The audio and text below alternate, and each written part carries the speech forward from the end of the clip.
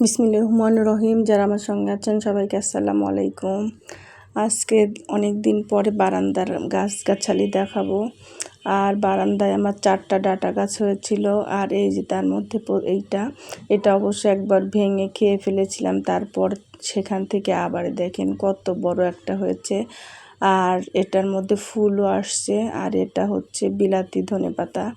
তো ডাটা গাছটার ফুলটা আমি যত্ন করে রাখছি, যাতে পরবর্তীতে আবার এই বীজ থেকে ডাটা গাছ চারা দিতে পারি। আর এইটা হচ্ছে কচুর আবার লতিও বের হয়েছে একটা।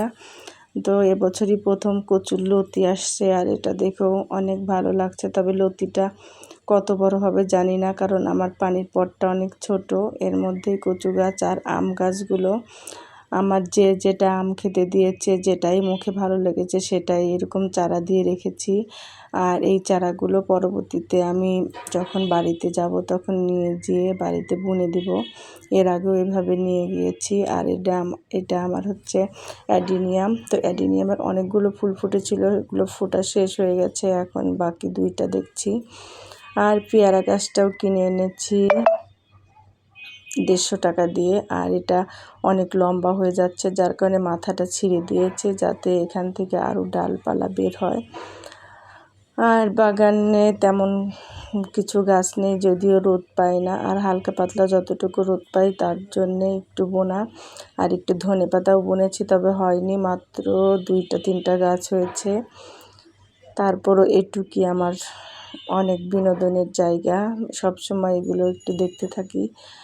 আর ফুল গাছ তেমন একটা নেই, এই তো। আর সবচাইতে আমার প্রিয় গাছ হচ্ছে এই যে শসা গাছ। অনেকগুলো বীজ দিয়েছিলাম, তবে মাত্র 2টা গাছ হয়েছে। ভালো জায়গায় যখন দিয়েছি সেগুলো হয়নি।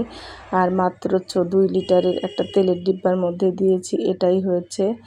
যা হয়েছে মাশাআল্লাহ, চেহারাটা অনেক ভালো হয়েছে। আর কত বড় হবে জানি না, তবে এর আগে বারান্দায় আমার শসা গাছে শসা ধরেছিল, এবার কি হবে জানি না, তবে ভিডিওতে অতটা দেখা যাচ্ছে না। মাশাআল্লাহ অনেক ভালো হয়েছে। তো সবাই ভালো থাকবেন, সে পর্যন্ত আল্লাহ হাফেজ।